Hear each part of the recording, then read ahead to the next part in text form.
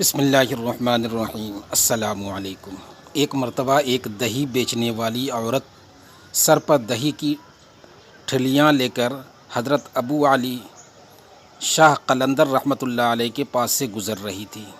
حضرت ابو علی شاہ قلندر رحمۃ اللہ علیہ نے اسے روک کر دریافت کیا، دہی بیچو گی؟ عورت نے ٹھہر کر جواب دیا، دہی بیچنے کے لیے ہی تو بوجھ اٹھائے پھر رہی ہوں۔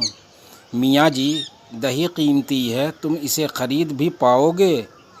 حضرت ابو علی شاہ رحمۃ اللہ علیہ نے اس سے پوچھا، کیا قیمت ہے؟ عورت نے مسکرا کر کہا، سونے کا ایک سکہ۔ حضرت ابو علی شاہ قلندر رحمۃ اللہ علیہ نے جیب سے ایک سکہ نکال کر عورت کی طرف اچھال دیا اور بے نیازی سے کہا، جاؤ، یہ سکہ بھی تمہارا اور دہی بھی تمہارا، فقیر کو کچھ نہیں چاہیے۔ عورت نے انہیں حیرت اور تعجب کی نظر سے دیکھا، سکہ اس کے ہاتھوں میں تھا اور وہ چلی گئی۔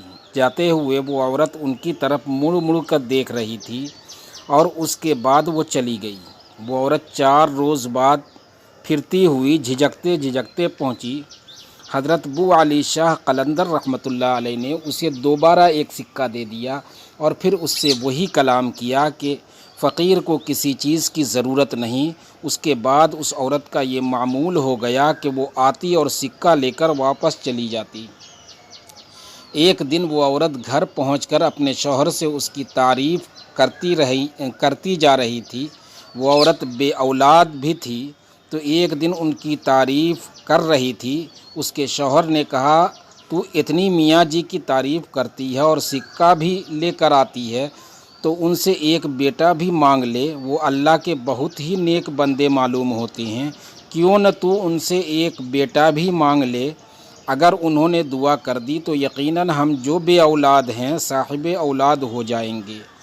دوسرے روز عورت نے حضرت ابو علی شاہ قلندر رحمۃ اللہ علیہ کے پاس پہنچ کر بیٹی کی تمنا ظاہر کی اور اس سلسلے میں ان سے دعا کی درخواست کی۔ حضرت ابو علی شاہ قلندر رحمۃ اللہ علیہ نے اس سے کہا، جاؤ، اپنے محلے میں اعلان کر دو کہ جس کے یہاں اولاد نہیں ہوتی وہ یہاں آئے، ہم ان کے لیے دعا کریں گے کہ اللہ تعالیٰ انہیں نیک اور صالح اولاد عطا فرمائے۔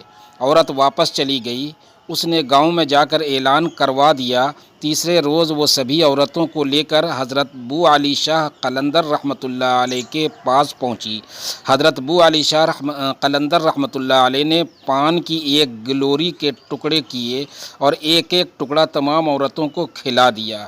ایک عورت کو چھوڑ کر ساری عورتوں نے پان کھایا اور مقررہ وقت گزرنے کے بعد سب کی مرادیں پوری ہو گئی، مگر جس عورت نے پان کا ٹکڑا نہیں کھایا تھا وہ بدستور بے اولاد ہی رہ گئی۔ اولاد حاصل کرنے والی عورتوں نے عقیدت کے طور پر دہی کی ایک ایک ٹھلیاں حضرت ابو علی شاہ قلندر رحمۃ اللہ علیہ کی خدمت میں حاضر کی۔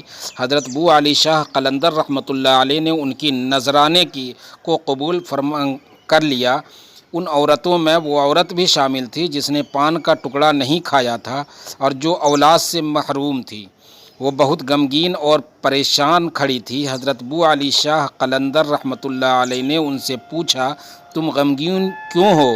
اس نے سارا ماجرا کہہ سنایا اور کہنے لگی، آپ کا دیا ہوا پان منہ میں رکھنے کے بجائے میں ایک پتھر کے نیچے رکھ کر آ گئی تھی۔ حضرت ابو علی شاہ قلندر رحمۃ اللہ علیہ نے اس سے فرمایا، اس میں غمگین ہونے کی کیا بات ہے؟ اللہ تعالیٰ تیری بھی مراد پوری کر دے گا۔ اس کے بعد ساری عورتیں چلی گئیں اور آپ کی زبان سے دعا نکلی تھی کہ اللہ تعالیٰ تیری بھی مراد پوری کر دے گا۔ اس کی برکت سے اللہ تعالیٰ نے اس عورت کو جو اولاد سے محروم رہ گئی تھی اسے بھی اولاد عطا فرما دی۔